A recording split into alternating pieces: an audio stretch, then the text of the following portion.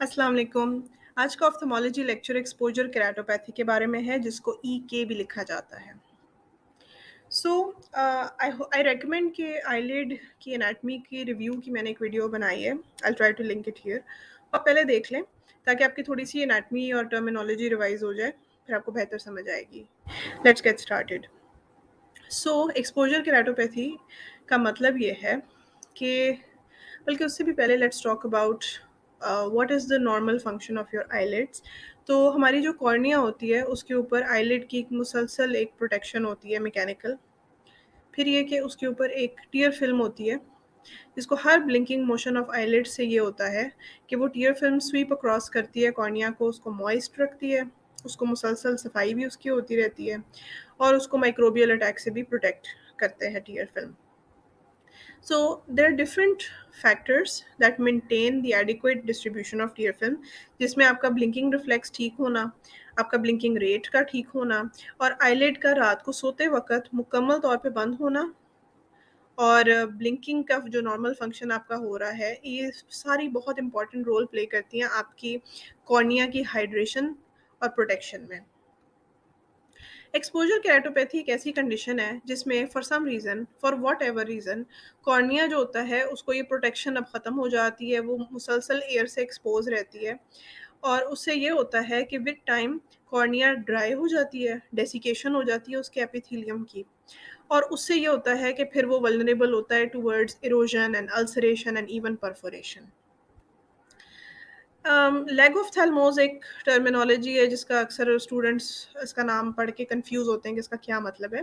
It's a very simple terminology, एक general term है for any condition जिसमें आपकी आईलिड्स प्रॉपरली बंद ना हो सके। इसके डिफरेंट वजूहात हो सकते हैं। Lagophthalmos is actually the reason for exposure keratopathy, right.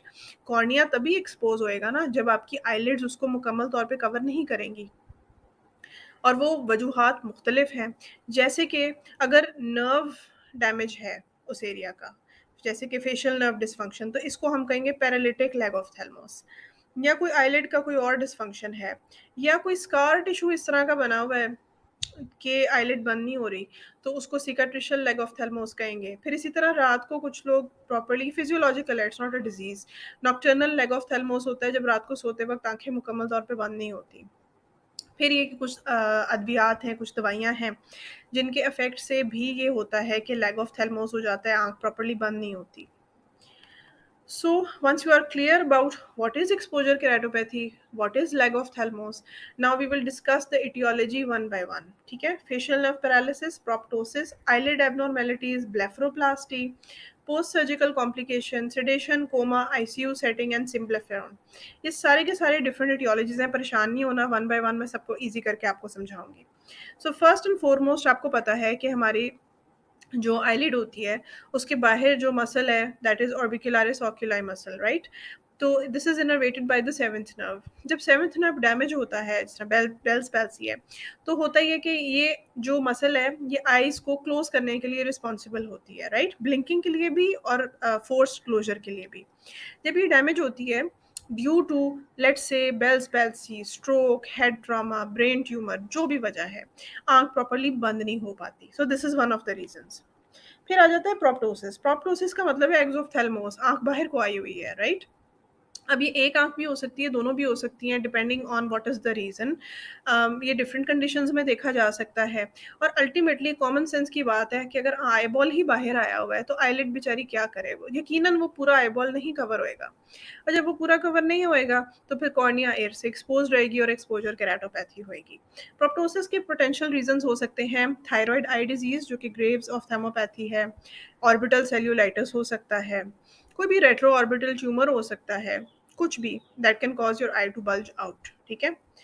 Then will talk about eyelid abnormalities. Eyelid abnormalities में एक्ट्रोपियन हो सकता है, इसके ऊपर भी सेपरेट वीडियो मैंने बनाई है, इंशाल्लाह I will upload that soon, आप उसको चेकआउट कर सकते हैं। तो एक्ट्रोपियन में ये होता है कि आईलिड आगे की तरफ टर्न हुई होती है और प्रॉपर्ली बंद नहीं होती। अब उसके आगे से क्या रीजंस हैं वो बहुत अलग टॉपिक है, वो आप स्टडी कर सकते हैं इन दैट वीडियो। लेकिन this is one of the eyelid abnormalities जो कि एक्सपोजर केराटोपैथी करा सकते हैं। फिर ये कि नॉक्टर्नल लेग ऑफ थैलमोस, जैसे कि मैंने आपको बताया कि कुछ लोग होते हैं जो कहते हैं ना कि आंखें खोल के सो रहे हैं, या आइज़ उनकी, जिस तरह ये बच्चे की तस्वीर है, मुकम्मल आँख नहीं खुली लेकिन ज़रा-सी खुली है, प्रॉपर बंद नहीं है। तो in this case these people are also susceptible to getting this problem. अच्छा, फिर आता है ब्लेफरोप्लास्टी। ब्लेफरोप्लास्टी क्या चीज़ है? ये एक टाइप ऑफ प्लास्टिक सर्जरी है जिससे आईलिड के मसाइल करेक्ट होते हैं। जैसे कि सैगी किस्म के जो होते हैं ना, बैगी आईलिड्स होते हैं, उनको करेक्ट कर सकते हैं। तो पोस्ट ऑपरेटिवली एक स्टडी के मुताबिक ये भी देखा गया है कि अप टू 47% जो है ना पोस्ट ऑफ कॉम्प्लिकेशंस में लेग ऑफ थैलेमोस देखा गया है टू सम डिग्री। कभी-कभी वो आईलिड एडिमा की वजह से होता है। इन दैट केस वो तो खुद ही सबसाइड कर जाता है कुछ दिनों में।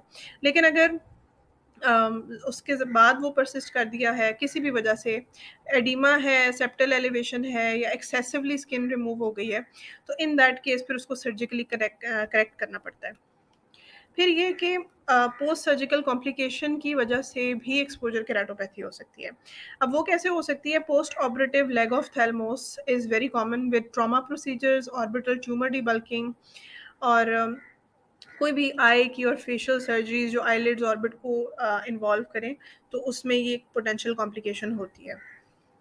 अच्छा, सिम्प्लिफ्रॉन क्या है? ये बेसिकली एडहेजन्स बनी होती हैं बल्बर और पल्पेब्रल कंजक्टिवा के दरमियान, और उससे इसकी भी डिफरेंट रीजंस हो सकती हैं। कंजेनिटल भी होता है, एक्वायर्ड भी होता है। एक्वायर्ड में खास तौर पे जो केमिकल और थर्मल बर्न्स होते हैं, उसमें ये देखा जाता है।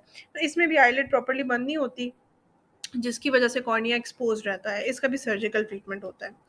अच्छा, फिर ये कि कुछ दवाइयाँ हैं, जैसे कि मैंने आपको कहा, ये आइट्रोजेनिक लेग ऑफ थैलेमोस में आएगा या ड्रग इंड्यूस्ड लेग ऑफ थैलेमोस। तो ये देखा गया है कि एनेस्थीसिया कराने वाली medications, sedatives, neuromuscular blocking agents, इनमें ये क्वालिटी देखी गई है। फिर ये कि पेरीऑक्यूलर एनेस्थीसिया जो होता है उसमें जब आप दे रहे होते हैं तो उसमें भी मसल जो होती है उसको उसकी टॉक्सिसिटी का पोटेंशियल होता है। ख़ास तौर से लाइडोकेन, मेपिवकेन, प्रोकेन, टेट्राकेन, इनको एट्रीब्यूट किया गया है। तो ऑर्बिक्युलरिस ओक्यूलाई मसल की टॉक्सिसिटी हो सकती है। It's rare but it can happen. तो इसको अवॉइड करने के लिए फिर आप प्रॉपर टेक्नीक अगर यूज़ करें और लो डोज एनेस्थेटिक यूज़ करें तो ये अवॉइड हो सकता है। फिर ये देखा गया है कि जो लोग ज़्यादा देर कोमा में रहते हैं, आईसीयू सेटिंग में रहते हैं, या बहुत देर तक इंट्रा ऑपरेटिवली एनेस्थीसिया के अंडर रहते हैं, तो ऐसा पेशेंट जो है वो अपनी आइज़ को उस तरह से क्लोज़ और ब्लिंक नहीं कर सकता। तो इन लोगों में भी बहुत हाई इंसिडेंस देखा गया है फॉर ड्राइंग ऑफ कॉर्निया।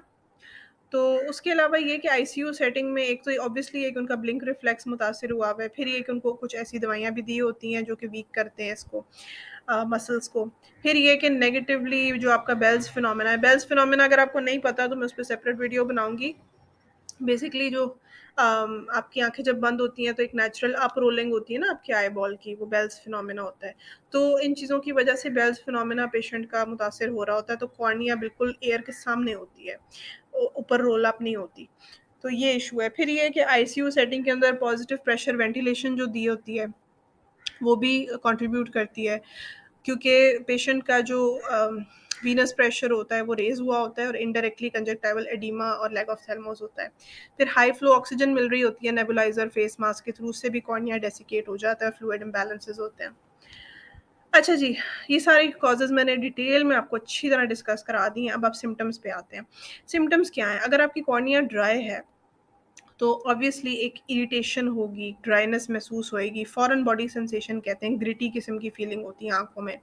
फिर ये कि कॉर्निया ज़्यादा डैमेज होने लग पड़े तो विज़न ब्लर हो सकती है। फिर ये कि जब आप सुबह सो के उठें तो ड्राइंग हो सकती है, ख़ास तौर पे ये ज़्यादा कॉमन है फॉर नॉकटर्नल लेग ऑफ थैलेमोस, ठीक है?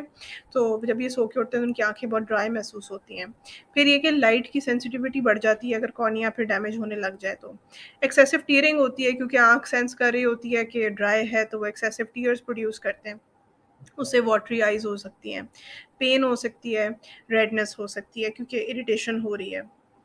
क्लिनिकल फीचर्स में आए तो there different things you should watch out for, जैसे कि पेशेंट को आप ऑब्जर्व करें कि उसको एग्स ऑफ थैलेमोस तो नहीं है, लेग ऑफ थैलेमोस तो नहीं है, इनकम्प्लीट ब्लिंकिंग तो नहीं है, उसका ब्लिंक रेट क्या है, उसकी कोई आईलिड डिफॉर्मिटी या मेलपोजिशन तो नहीं आपको नज़र आ रही, कोई आप उसका बेल्स फिनोमेना ऑब्जर्व कर सकते हैं, कंजक्टिवल इंजेक्शन और कीमोसिस ऑब्जर्व हो सकता है, एपिथेलियल डिफेक्ट्स और अल्सर्स हो सकते हैं कॉर्निया के ऊपर, पंक्टेट एपिथेलियल केराटोपैथी हो सकती है inferior third of the cornea में ख़ास तौर पे, और सेकेंडरी इन्फेक्शन के साइंस भी हो सकते हैं, परफोरेशन भी हो सकती है। So how do you diagnose this? Complete I exam आप करेंगे, आप स्लिट लैंप से ध्यान से देखेंगे सारा का सारा कॉर्निया, उसको असेस करेंगे ड्राइनेस के लिए, डैमेज के लिए, इन्फेक्शन के लिए। फ्लोरोसेंट स्टेनिंग जो होती है वो बहुत सारे इश्यूज़ को हाईलाइट कर देती है। फिर आईलिड फंक्शन की असेसमेंट आप करेंगे।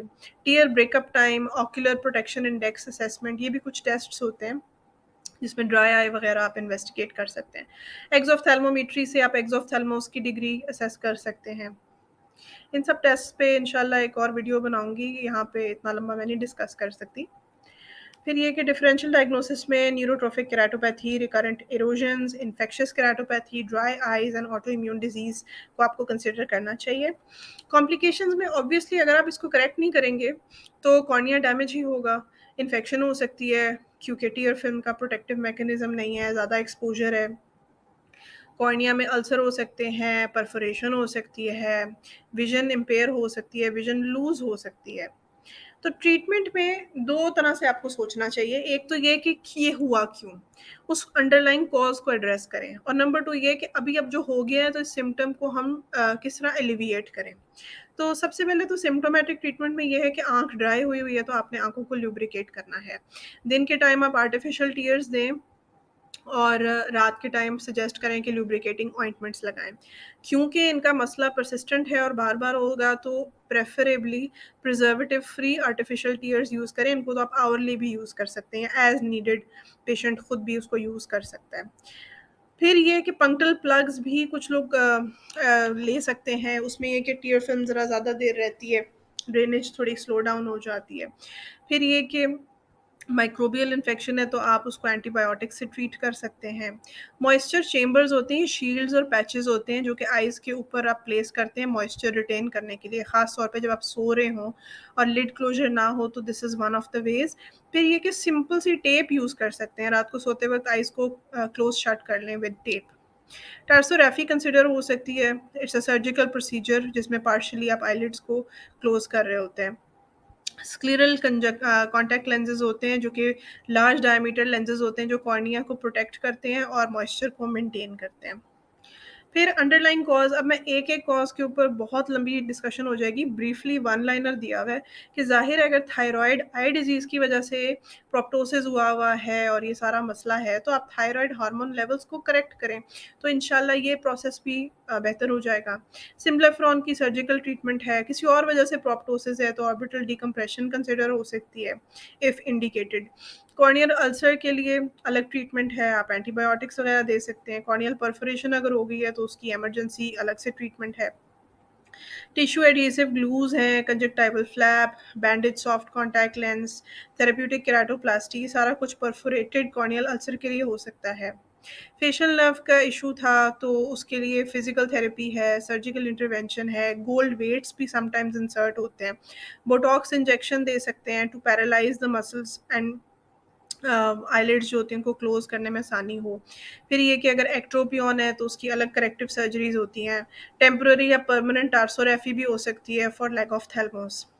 तो दिस आर, ये वन लाइनर ही दिए हैं, एमबीबीएस के लेवल के ऊपर आपको इतनी डिटेल नहीं पता होनी चाहिए, but you should have the concept के आपके अंडरलाइंग कॉज को भी एड्रेस करना चाहिए। तो प्रिवेंशन में lubrication is the main thing, artificial tears और ऑइंटमेंट्स।